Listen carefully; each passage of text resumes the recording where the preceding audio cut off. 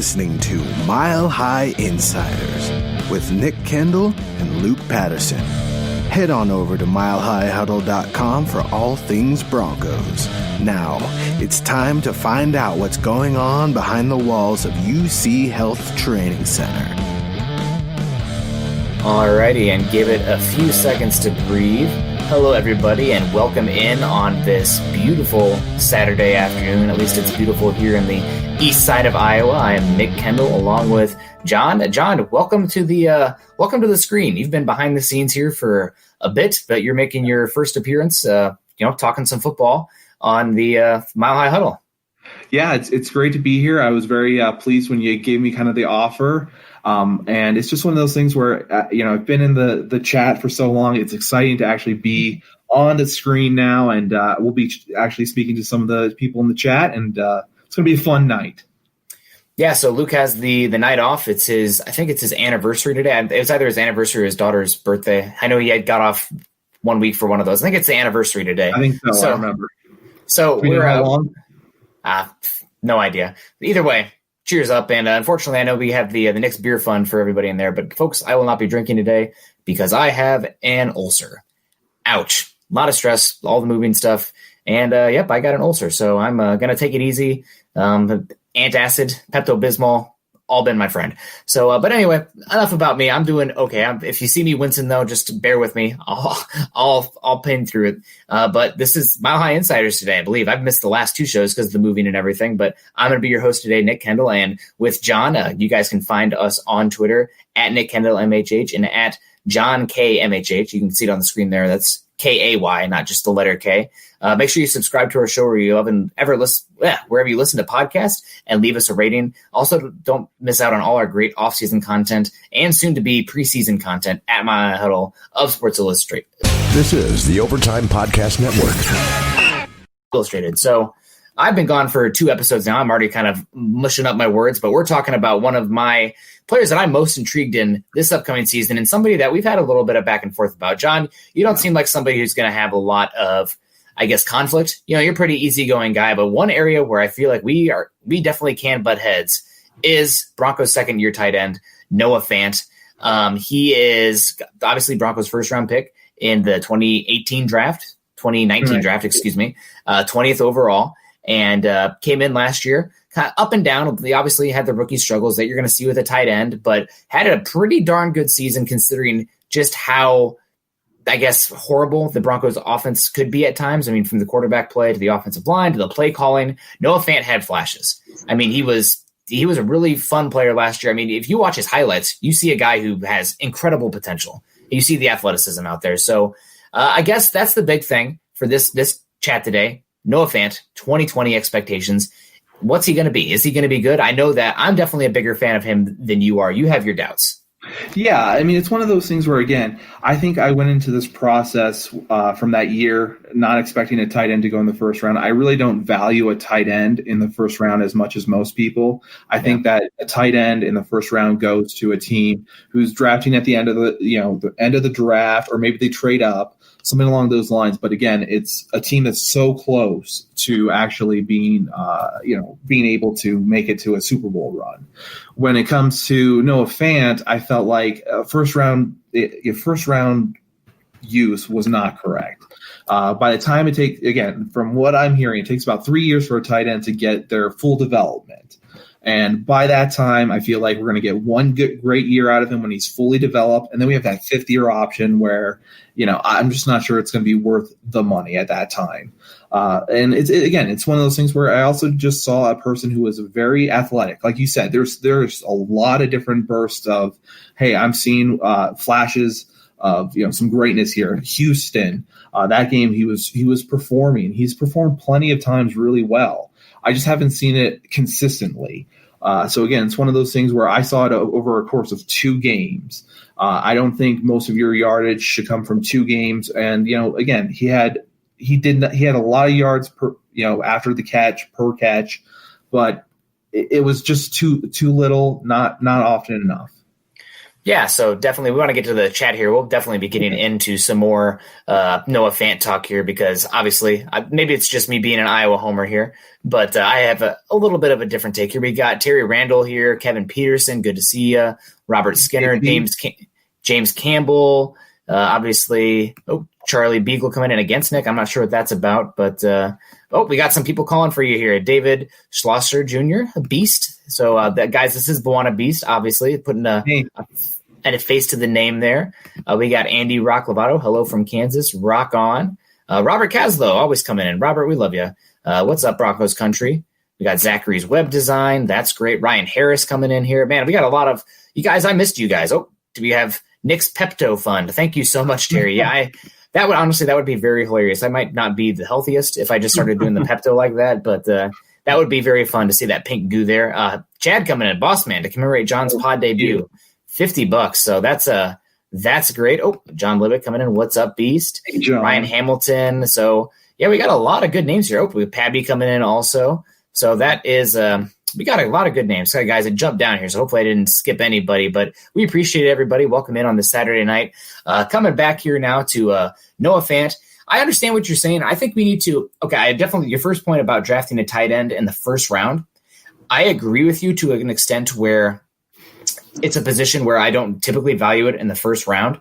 Maybe it definitely depends on the individual player, but unlike running back, like you said, tight ends typically take 2 to 3 seasons before they really emerge into the player they're going to be. So you need to take them before you need them immediately. It's different than running back, where that rookie year running back, honestly, is probably going to be as good as they ever are going to be. Like, they're going to come in who they are.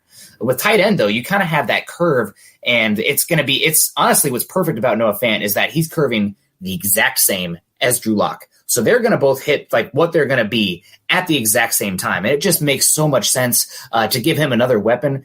Going back and watching some Noah Fant today also, one thing I love about him is he didn't make too many incredible route running or anything like that. That's not really his game, but he is such a height, weight, speed freak that if he has space, even if it's just a dump down option, he can go 40 yards, 50 yards. I mean, that touchdown he had, it was a screenplay against the Jacksonville Jaguars. To see him, somebody that size, move the way he did and just have guys bounce off of him, it really reminded me of a young Vernon Davis. I think that's the player that I most likely comp to him right now, where there's a little bit of concerns about like tracking the ball, the hands from time to time, blocking, but just being that height, weight, speed athlete, if you can get space for him and just get him the ball, it's a problem. So when you have guys now, the way I was thinking about it is he's not really so much a classic tight end where you're going to get him the ball like the Tony Gonzalez catching 14 balls for 100 yards in a game and some red zone stuff. I think that's much more of a guy who's like a Ichiro hitter. He's getting on base constantly. Noah Fant's a home run hitter. He's a guy who's going to take it 60 yards. I mean, you can get that from the tight end position. That's extremely valuable. So Andrew Mason over at DNVR, he actually had a fantastic tweet here just last week about Noah Fant. So it reads, last year, the only tight end with as many receptions of 40 yards or more as Noah Fant was Travis Kelce, elite company, and Fant was the first tight end in 25 years with at least 40 catches, 500 yards, and 14 or more yards per catch. So again, it's not that classic tight end where they're the big guys that block and they're kind of that safety outlet, but because Fant is such a home run hitter, and now you have guys who are more the quick route runners than Hamilton and Judy. I don't know. I think it kind of matches pretty well. So I'm really excited about Fant this year. I think he's going to take a big step, and if it's a pick your poison. I mean, and you can not only is it pick your poison, but you make the other team have to decide who they're going to game plan against, and then you go the other way. So you don't just have to rely on Sutton and Fant now. You can go multiple directions, makes them all the more dangerous. Oh, I agree. I think now with the team that's set up the way it is, when it was just Sutton and Hamilton and Patrick, there was really just no Fant could be covered. And when he has, like you said, when he has that room, that availability, you want to get him the ball. I agree with that. It's one of those things where I don't see him being able to catch balls in coverage, when he has tight coverage, when there's disruption of any kind. But again, if you can get him with just a little bit of room. You saw it against Cleveland. He took that just kind of that drag route, if I remember correctly, and just went all the way to the house for 75 yards on one play. Like he said, he's doing those home run kind of hits. So again, it's just about maybe I need to also rework my expectations of what a tight end can bring. That's something that maybe is something to consider. But again, I see a person who is just a home run hitter. So I don't think that's going to be, like you said, it's not going to be multiple catches, but if he catches 4 balls a game for 60 yards, would you be happy? Yes, especially, I mean, I would rather have the guy who is getting those chunk yards rather than the slot guy who's getting, his ADOT is like 3 yards. You want a guy who can really stress defenses because they have to pay attention to them because those big plays are killers. A lot of teams are giving up those short yards. I mean, I know that Cooper Kupp just ended up in the top 100, but he's not making explosive plays down the field. That's something that that doesn't bring as much value. And that's another thing, like Zach Ertz, he really good hands, good route runner, but he's not making explosive plays. And I think in today's NFL, you really want to have that. So that's why the Chiefs are king. I mean, they not only are moving the ball efficiently, but explosively. And so I hear what you're saying, and I would love to get a yin and yang to Noah Fant at a tight end who maybe it'll be Albert Okwuegbunam, maybe not, but it's somebody who's a little bit more of that true Y that can be, the red zone guy, the Kyle Rudolph of sorts. That just classic, like doesn't really separate that well, but he's big, he's strong, he'll win in the red zone, and he will block in the line. Then you can move Fant, and it'll be gorgeous. I mean, that's kind of just the perfect. Again, yin and yang to the tight end position there. But for Fant, though, I mean, for what he can bring, man, I think it's really great for this offense. And again, who are the home run hitters in this offense? You have obviously Noah Fant and you have Cortland Sutton. Those guys are going to have down the field making plays, maybe not going to be peppered with targets as much, but now you have Judy who can win underneath and middle level. You have Hamilton who should theoretically be able to win underneath as well. I mean, both those guys I think were 2 of the 3 best receivers as far as average yards of separation per target last season in the draft. Which is, I mean, that's incredible. That's exactly what they're going for with quick strike. But then you have opposite end, Sutton and Fant, big home run hitters. So it's really just all balances. I think this is going to be a big year for Fant. I know it typically takes 2 to 3 years for a tight end to emerge. And Fant has work. I saw somebody, Christopher coming in here. He needs to be a better blocker. Fant could improve as a blocker. I do think he's a little bit underrated there. Not as good as Hawkinson was coming out, but he's not horrible. We've seen horrible blockers. He's not like Julius Thomas level bad as a blocker. Right. So I don't know. I think he's in for a big year. I think that also because he played at Iowa and all the experience he had, that 2 to 3 years, I think this year will be the year that Fant emerges, assuming football happens in any normal capacity. But that's just my take. I think he's in for a big season.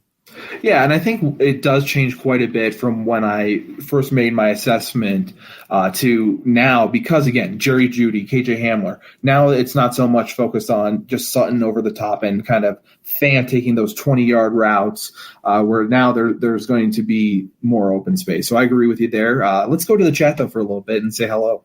Yeah, for sure. David Gilgore coming in. I believe that Fant's former teammate Hawkinson is better. What do you guys think? Well, it could be. That's the case. I think the Broncos, if Hawkinson was there at 10 in the draft, I think we would have had a conversation. But he went 8 to the Lions, which was the highest drafted tight end since, I guess, Eric Ebron went to the Lions before that. And I think the next 3 picks were like Aaron Donald, Odell Beckham Jr., and somebody else who's incredible. Yeah, that was a mistake. But I do like Hawkinson a lot. I think Hawkinson's much more of your classic tight end. That being said, if today's game is all about the passing plays and you're looking for guys who can kill you and really just cause mismatches in the pass game, Fant's a better athlete. Fant's younger. Fant has more athletic upside. So they're both really good. I think Hawkinson was a safer player. He's more of the classic tight end. But if you're looking for a high-flying offense, probably Fant's the guy, honestly. Yeah, I agree. I think it depends on what you're doing with your offense. And it's one of those things where I really did like Hawkinson coming out. But, he got hurt last year. I didn't get to see enough. And when that happens, it just I didn't see enough from Hawkinson to make a distinction between the two at this point. But if I were going back to the draft, I would have taken Hawkinson much more early. I mean, there's a reason that one win at 8 and one win at 20 as well. Right. But we'll see. I mean, hot take here. I think the Lions have a chance to win the NFC North next year. I think the infrastructure they have. I don't trust Matt Patricia at all, but I love Matt Stafford. I think Matt Stafford might be the best quarterback in that division next year. Hot take. Aaron Rodgers has not looked like Aaron Rodgers since that shoulder injury, but they were killing it. MVP. Stafford was MVP quality until he got hurt in the back. Yep, exactly. So it'll be really interesting to see. We got Pabby coming in here. Wow, really making a big debut for Buwana Beast coming in. You guys rock, showing some love for Buwana's debut. Thank you for all you do. Go Broncos. Yeah, and thanks for coming on today. I know that you were a little bit like, are you sure you want me to come on? I'm like, absolutely. We've talked enough. You know what you're talking about. We can talk some football here. And guys in the chat, I mean, I know that Chad and Luke have had people on as well, so I figured it was time to pop that podcast cherry for you, that live stream cherry. Yes, exactly. So you got a better background than I do. I moved out of Iowa City. I'm not in Iowa City anymore. So sad face. It's probably what brought about that ulcer.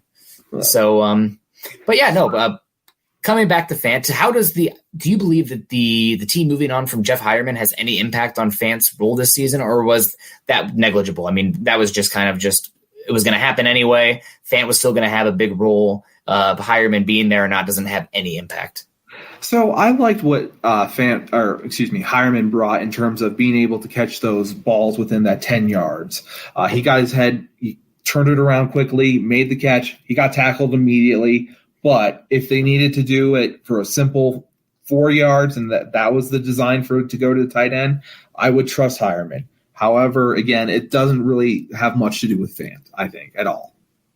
Yeah, I think you're right there because, I mean, Heuerman was much more the Y tight end to Fant's F last season, and they signed Vannett. I think once they signed Vannett, the writing was on the wall, and rumors were the Broncos were trying to ship off Heuerman for, even just moving up a couple picks. I think maybe trying to trade up to get Matt Hennessy instead of Lloyd Cushenberry, throwing in Jeff Heuerman there just to move up a couple spots. Didn't work out that way. But, Broncos now have, is it $4 million or $4.5 million more? I think it's just what I heard was 4.3. So 4.3. Okay, so there we go for the specifics. What are the Broncos going to do with that money? Do you have any opinions there? Do you think there's going to be some interest? I mean, the Broncos have some cash on the cap at least. This is the Overtime Podcast Network. Yeah, with Elijah Wilkinson going into the PUP list, I've thought about some offensive tackles possibly. Again, I'm hearing a lot of other people say, let's go with Logan Ryan. We need another cornerback for depth, and in case Callahan is not available. And again, people were talking about him with the flu with Callahan. It's one of those things where I feel like the Broncos are actually going to sit on the money. I don't think, in this world, in this environment, I don't think the Broncos are eager to go out and say, hey, I need to bring in this guy right away. They're going to take their time, do their due diligence, and think about that. Because if you bring in Logan Ryan on that 1 year deal, he wants $10 million still, from my understanding. He did not budge even with what's going on. So, what are your thoughts with that money? Honestly, the Broncos have cap space. That doesn't mean they have cash to spend. So this is a team that I honestly worry about how much cash they have. There's a lot of people that are close to the organization would tell you that, oh, no, the Broncos are fine. They have plenty of cash. But then some other people that are like, actually, they don't actually have as much cash as you'd think that they could spend. If they really had to, they could. But like how the money process works, you have to put money into furlough. And I mean, it's the same reason that the Raiders couldn't pay Khalil Mack. They had all that money in the stadium. They actually did not have the cash to pay him. So they had to trade him. I mean, the way it works, I believe, we probably want to bring Bob Morris on for something more specific cap-wise. But you have to, the signing bonus is prorated out through the entire contract, but that signing bonus is actually paid to that player all up front. So you have to be able to put not only that first year's salary and any other bonuses in there, but also that signing bonus into furlough to pay that player immediately. And that's a big chunk. So the Broncos are a team right now. I mean, blame it on ownership. There's a reason that they were the first team to also make a deal with the sports betting. They're trying to squeeze that udder as much as they can to get as much money as they can as possible, not leaving any rock unturned.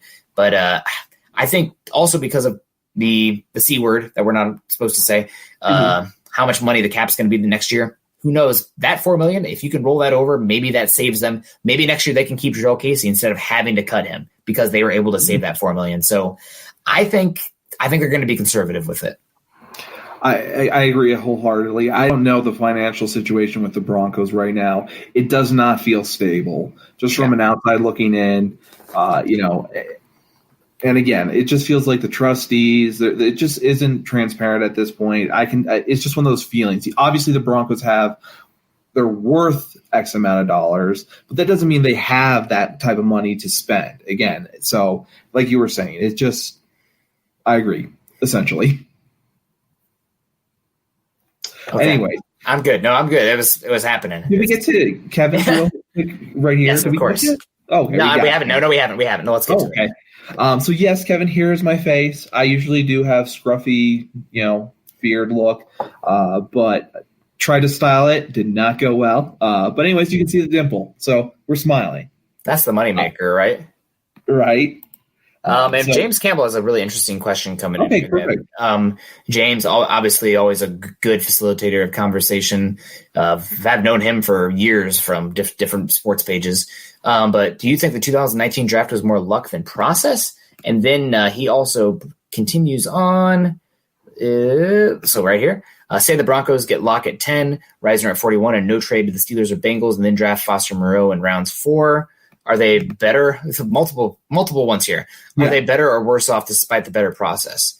I think they are probably worse off because you're also not including that capital they got this year, which would have been the McTelvin Najim, or no, that's not McTelvin Najim. It would have been Boyd Cushenberry. The 83rd pick would have been the Steelers. So you don't have him as well. And I mean, I guess the one negative, and that's a little bit unfortunate with it all, is that you don't have that 5th-year option with the quarterback position. But I mean, I'd much rather have Foster Moreau. Loved him. He was my day 3 tight end of choice in that class. He's the guy that would be awesome to pair with Fant. Really good in the red zone. Great blocker. Yin and yang right there. But I think that the way it worked out, I think it's about as good as it could have worked. And considering the extra assets they got, the fact that they got lucky that so many teams passed on Locke, then he looks like the real deal. Saying and doing everything right this season will tell the tale. But I think that they got lucky as much as anything, but I think they're better off with how it played out rather than your alternative scenario there. Yeah, I think that's the way it played out. I do think it was lucky in many circumstances. But again, when it comes to luck, I would have loved to have that 5th-year option, but that's in hindsight. Yeah. When the draft happened, I was like, at second round, that feels about right. I wasn't 100% in on him yet. Once you actually saw those 5 games, all of a sudden changed his opinions. Also just the preseason as well. I saw that zip. I saw that arm talent that we've spoken about before, and it jumps off the table. So we still have a franchise tag with him at when that year comes, and we can play that game. Unfortunately, but again, it's one of those things where I see it as we have basically 4 years with Locke to develop at a lower price. Yeah, no, you're absolutely right. Anybody else could be available for that franchise tag that season? It could be Bradley Chubb because the 5th-year option. Ooh, yeah. So gonna have to think about that. I mean, we're talking 3-4 years from now, or 3 years from now, because this is 3 years from now.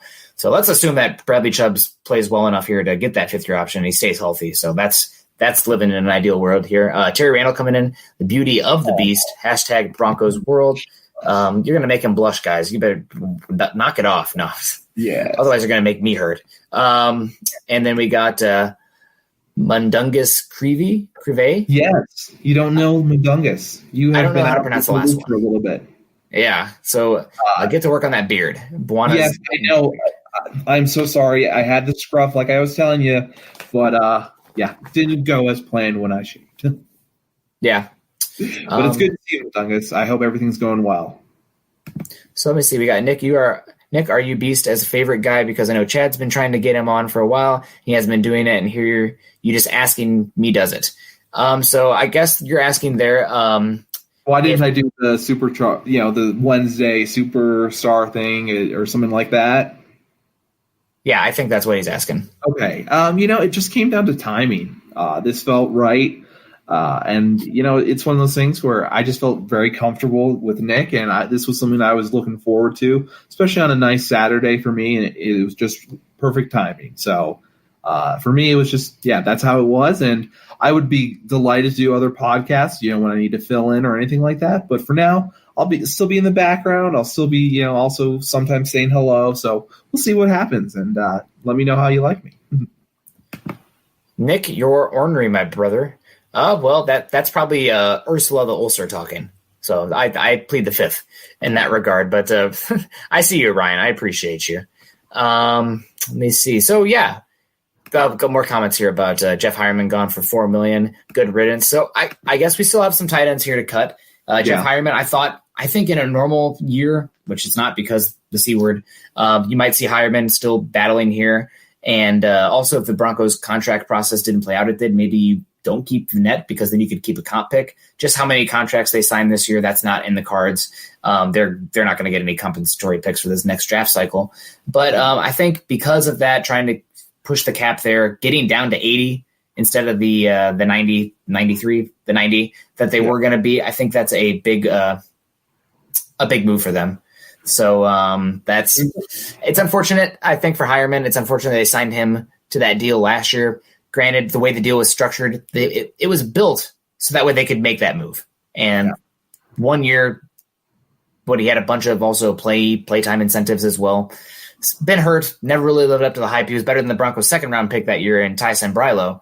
But, unfortunate. I do think it's funny also the Broncos had Heuerman, and Nick Vannett was the backup to Heuerman at Ohio State and was drafted a year after. So we'll see how it plays out. I think Vannett is safe. I think Beck is probably safe and also the first player to get the C word for the Broncos. I don't know if you guys talked about that.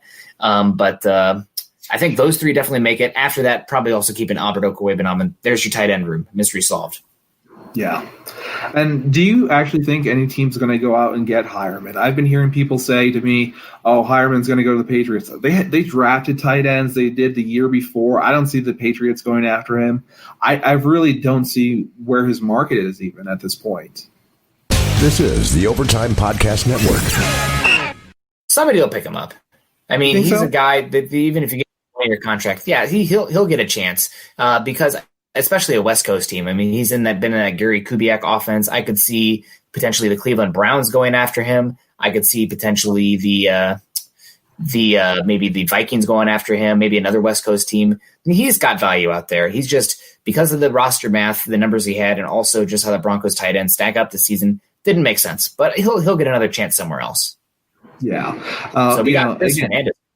Oh, hey, Chris. Those little thumbs, remember? They're small. Sorry about that. But yes, please click a like. We would definitely appreciate it. It helps us grow organically, as you know, and then we can bring in more fans and just, again, have great conversations with all of you. It's one of those things where I think it's a pleasure for me at every day. For you, Nick, I know you love Tuesdays and Saturdays. It's kind of a relief just from all the stress. Maybe this will be something to help the stomach, hopefully. You know what? I hadn't missed a show in a long time. And then as soon as I miss 2 in a row, I get an ulcer. So I'm not saying that causation equals correlation, but guys, also station identification here. This is the Mile High Insiders podcast. Typically we'd have Luke Patterson here, but we have Buwana, John Cake filling in today. Find us on Twitter at MHI_football pod. Also, probably the most importantly, guys, subscribe, like, and share wherever you listen to this show, iTunes, YouTube, Facebook, etc. That means a heck of a lot to us, can really help us, as John said there. And also, if you like the swag here, the Building the Broncos hat, mine is still, I don't wear it except for the show because I am too afraid to destroy this beautiful white. I mean, I gotta keep it looking fly for you guys on here. Yeah. But I also got a haircut under here recently, so the craziness is gone, folks. But if you like the hat, I still have the craziness. You said we were going to ride this out. What happened? The wife said, do it or else. And I said, yes, ma'am. So Okay. She wins, I guess. Yeah. Oh, every time she has to. Well, I guess if it comes down between her or the dog, that's when the question's going to be. Okay. Perfect. But we got Madungas coming in again. John, I heard he was getting some looks from the Vikings and the Raiders. Both those teams make some sense. Raiders are interesting because they have Waller, they have Jason Witten, they have Foster Moreau. I don't know about the Raiders, but, I mean, who knows? Sometimes they like to just say, mess with us, let's just say. So, here's a question coming in from Steven Baumgartner. Did you guys see the videos about the Broncos, about Gordon and Lindsey getting their equipment? Take it away, Steven, because I have not seen that one. So I actually did see that video. It was, it was pretty cool seeing them, just kind of speak, with each other. I didn't actually hear any audio when I was watching it. So I'm not sure if they were talking about anything specific, but, it's one of those things where when they're next to each other, you kind of see, okay, maybe there is, Melvin Gordon looks bigger. He's taller. So maybe we can get something going with these roles. I hope to, again, kind of run Melvin Gordon into the ground at the beginning and hopefully have Lindsey kind of finish it out nicely. Yeah, absolutely. We got a good friend of mine coming in here, Noel Capella. I think we should get Logan Wilson. I think actually he means Logan Ryan there, although Logan Wilson, who was drafted in the 3rd round by the Bengals, I believe, maybe the 4th. It'd be great if we could get him too. But if Callahan goes down, we are short on talent. Again, $10 million a year for 2 years. I would do it. Denver is in good shape. We have pass rushers. CBs are okay, not great. So we actually were texting about this earlier today, and I want to hear your opinion first because you came on strong with your opinion on Logan Ryan. So my opinion on Logan Ryan, I wanted to develop the youth. Let's get what is Logan Ryan really going to add for this development of our team, of the Broncos team going forward. I think it's going to be a 1-year deal he's going to get no matter what for Logan Ryan. And I don't see a guy who is he allows too many catches. Everyone's so hung up on, oh, look at all these interceptions he makes. Well, he was also targeted number 1. He allowed the most catches. I think he was close to allowing 1,000 yards receiving on his own. I just don't know what the value is there. Again, it's just to be a replacement for Callahan, essentially, if he's hurt. But besides that, it's not a player who I would say $10 million. Look, that is a deal. I would be talking about a few million, honestly. I just do not like him. I do not think he has it anymore. There's too many catches allowed. People say, oh, but he's a Fangio guy. He tackles. Well, guess what? He's tackling after the person's at the legs after they get 7 yards on a quick slant or whatever. So for me, no way. Do not want him on this team. I want to see other players. I'd rather see Bosby develop. I would rather see Devontae Harris, maybe. Devontae Harris is on my poop list right now for his some of his scientific comments recently, but that's neither here nor there. I'm not going to preach at anybody in that regard, except in football. I'll preach the heck out of you in that. Typically, Carl's the one who should be preaching on here. But I agree with you about Logan Ryan. Cornerback does scare me. I was much more a fan of bringing on Darqueze Dennard, who the Falcons just brought on. Logan Ryan, you make some good points. He obviously had some ball production last year. He had a lot of tackles and sacks, but his coverage is just not that great anymore. He gives up a lot of receptions. I mean, they targeted him a lot. If I'm not going to say no as staunchly as you did, like if the Broncos wanted to give him a 1-year deal or a 2-year deal where it kind of comes out to $6 million a year with incentives, like let's say the Broncos go to the AFC divisional round, well, then you get $2 more million.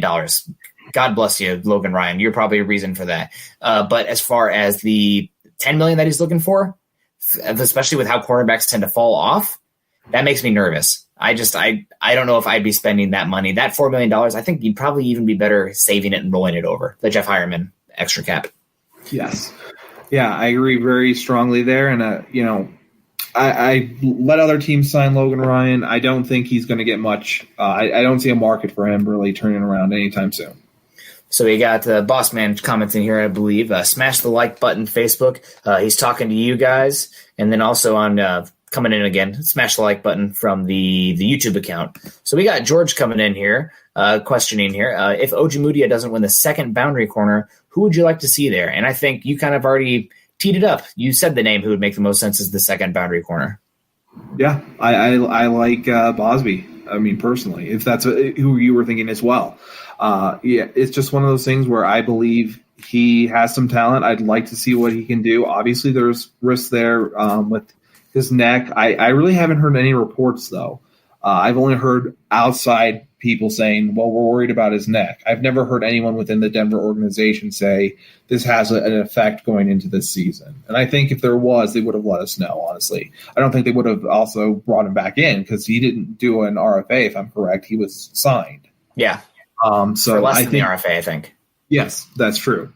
So, yes, I was I think we're good in terms of just let's see what we got there. And if we need to, if he's proves what he's worth, then we can give the contract. And I don't think it'll be an exorbitant contract either. Yeah, and Kenneth Booker's coming in here. Kenneth, good to see you. Maurice Claiborne, Drake Kirkpatrick, Brandon Carr, and Tremaine Johnson are still available as well. All names, I mean, it's really just a game of chicken at this point. Let those guys get picked off. And if you're in preseason or whatever, you're having some issues, you can maybe bring in somebody. But cornerback this year is going to be a concern. I mean, it just is what it is. It's kind of like the offensive tackle position. I trust the cornerbacks more because of just the volume, the depth they have, as well as the coaching staff. Not to take away from Munchak, but it's just there's so many. It's the shotgun approach. There's just so many potential options that one of them hopefully sticks, right? So I'm hopeful there. Also, I'm a little bit hopeful in looking at the rest of the AFC West. I mean, I've been preaching about cornerback being a concern all offseason. It still is, but looking at every team in the AFC West outside of the Chargers, I think the Broncos might have the second best cornerback group in the division, but that's not really speaking well about the Broncos cornerback group. It's just how bad the cornerbacks are for the Raiders and the Chiefs. Yeah, and I agree there. The Raiders and Chiefs, they don't have much going on there, but I don't think these names really make me go, oh, let's, any excitement. To me, they'd be just a body in camp, and if they work out, that's great kind of thing. I don't see these being, like you said, they'll go to their teams. I'm going to be more interested in when the rosters get cut down finally, who is there anyone we'd want to maneuver for? That's where the interest comes in. Yeah. I do think that coverage is much more about the depth of the unit rather than the star power. So even if these guys are just bodies, if they are not complete, leaks out there, then they do bring value. Just because you have to have 4 or 5 guys that you can toss out there in a given game, maybe even 6 if you're including the safeties, the safety cornerback hybrid types. But again, cornerback's a concern. Bosby, we don't know about. Callahan, we don't know about. Ojimudi, we don't know about. I mean, heck, even Boye, we don't know about because last year he did not plplay that well. So I think he's a guy he's the one that concerns me the most. I think if there's anybody that could be a Jawan James this season, as far as the hype, we're bringing him in and then just dinged up and doesn't play. I think Boye is the guy who concerns me the most. That could be in that regard. Talking on my butt there. Who knows what's going to happen? I can't predict the future. So, but I think that's the one that concerns me the most. But I do agree with you. There'll be some names after teams are cutting down from 90 to 53 or 56, whatever it has to be. Practice and yeah. So Madungus coming in again. What does Elway see in butt? Nice. But with the injury history, you would think that he would put more eggs in Fort's basket and release Butt. I believe Fort has shown it so much more than Butt and has earned a spot. I think the biggest thing is, it doesn't really hurt to keep both on roster right now because both have been injured. So you might as well just, keep more eggs in the basket, as you said. But also, I think definitely Fort is still eligible for the practice squad. I'm not sure about Butt given his injuries, like where his eligibility lies. But I would be shocked if he makes the roster.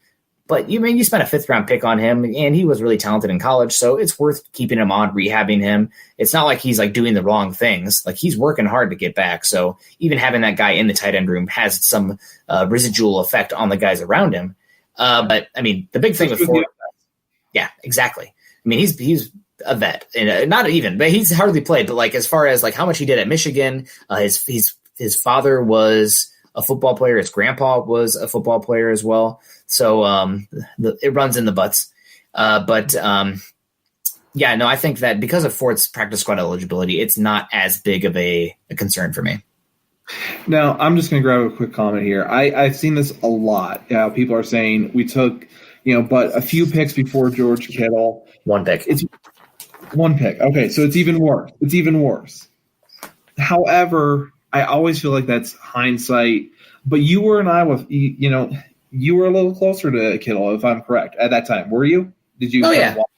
Okay, so, I mean, did you have a feeling of him coming out and being, superior to Butt in any way, really?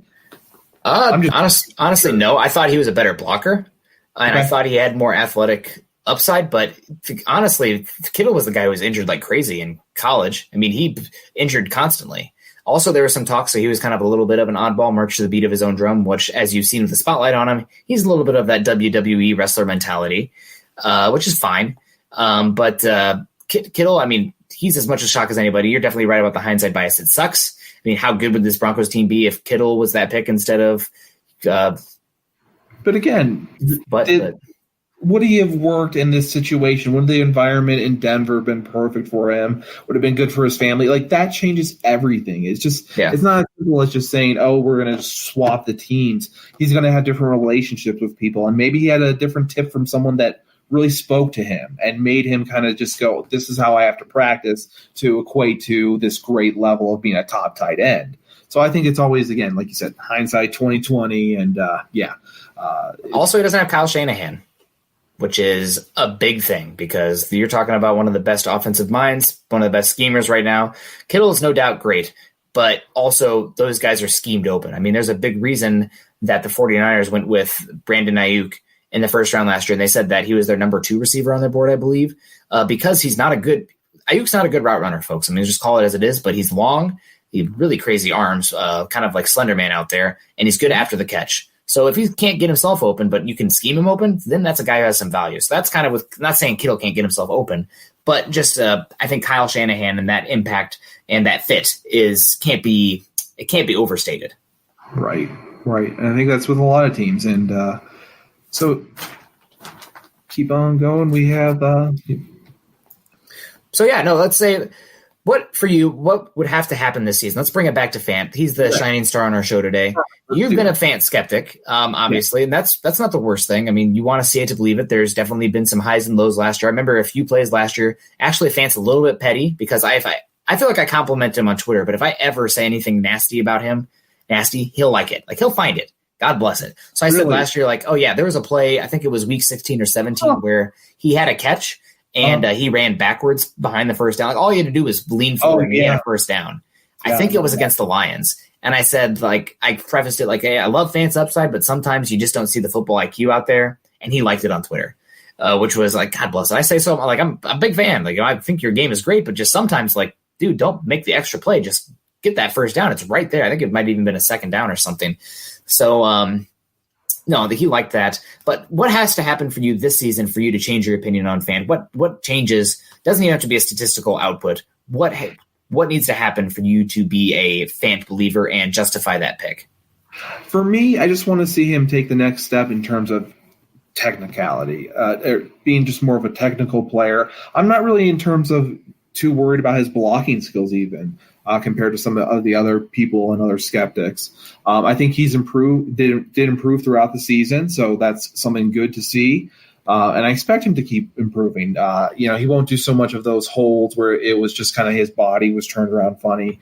For me, I think it has to be one of those things where I see it as a total offense where it comes together as a package. So it's hard for me to separate Fant from the Broncos offense.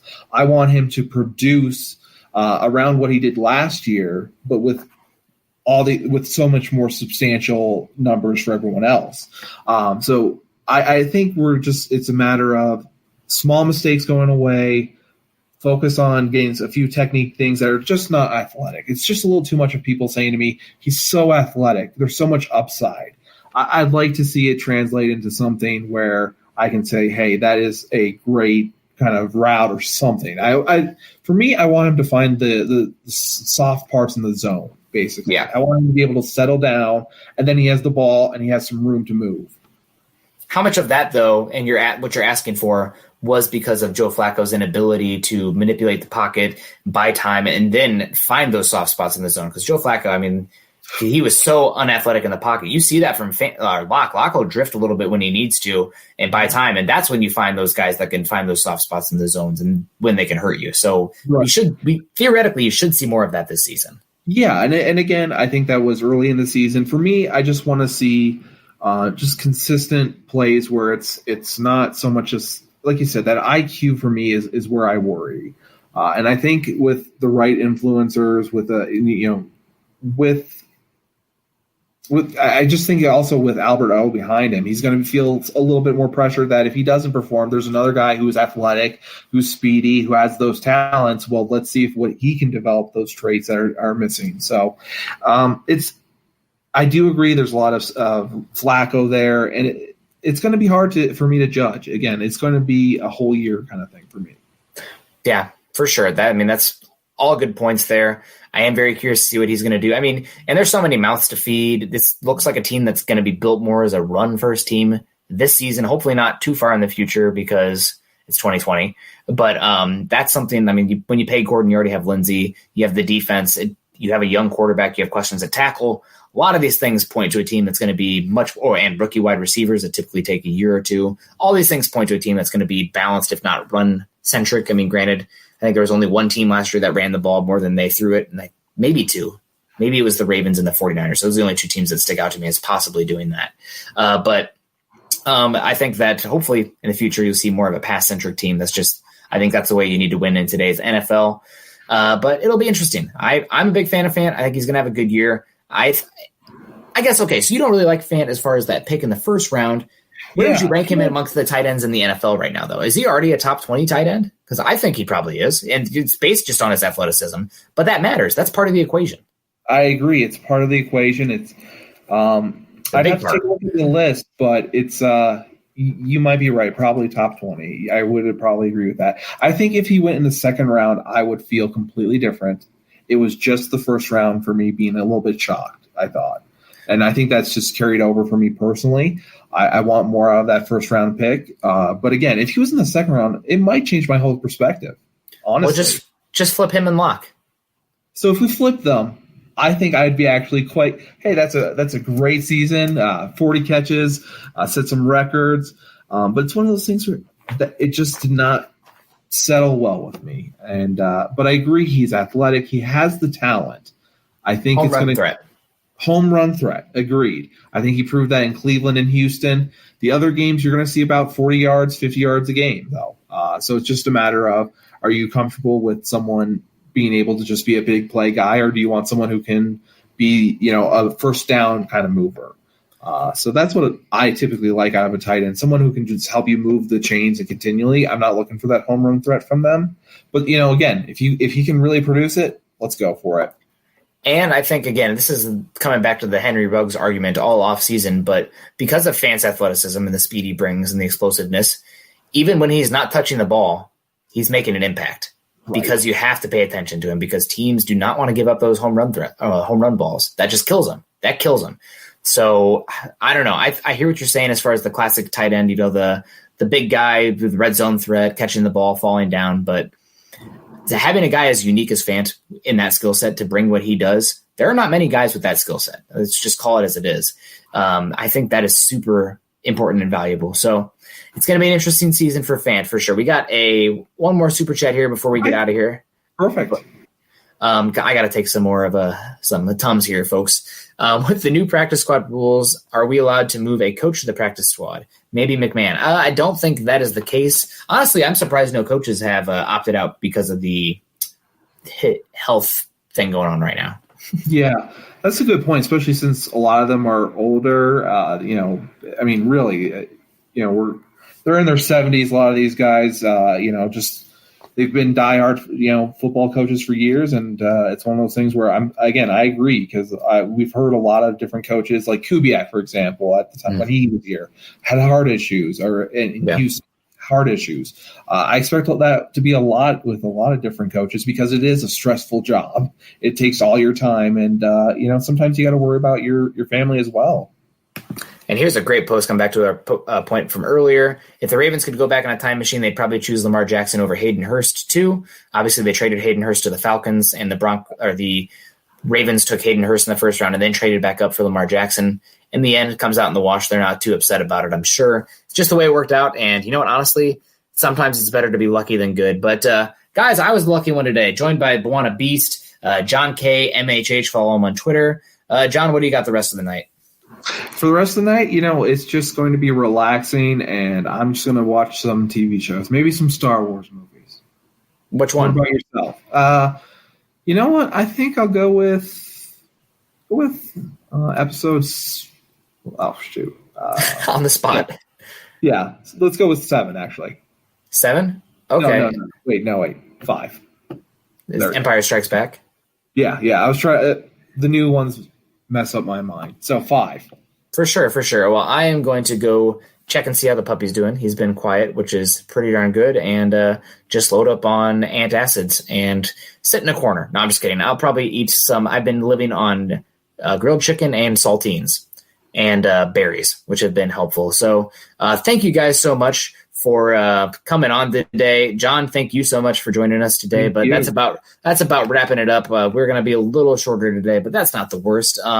Guys, find Jon on Twitter at JohnKMHH. Also find myself on Twitter at NickKendellMHH. Go to milehighhuddle.com, an affiliate of Sports Illustrated, to find our Broncos-related content. Go to iTunes and leave us a 5-star rating and a comment. Like, subscribe, and share on YouTube and Facebook.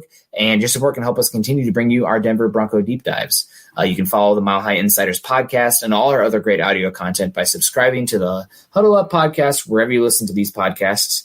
You can follow us on Twitter at Mile High Huddle and at MHI Football Pod. For Jon, I'm Nick, wrapping up another episode of the Mile High Insiders, and Jon's first time coming on here. Jon, again, thanks so much. I know that you were a little, I guess, I don't know if apprehensive is the right word, but you're like, oh, are you sure? Like, oh, just do it. Just come talk football. We'll have fun. It's not a big deal. It's easy. We're just going to shoot the we're not supposed to cuss unless the word is in the Bible, but shoot exactly.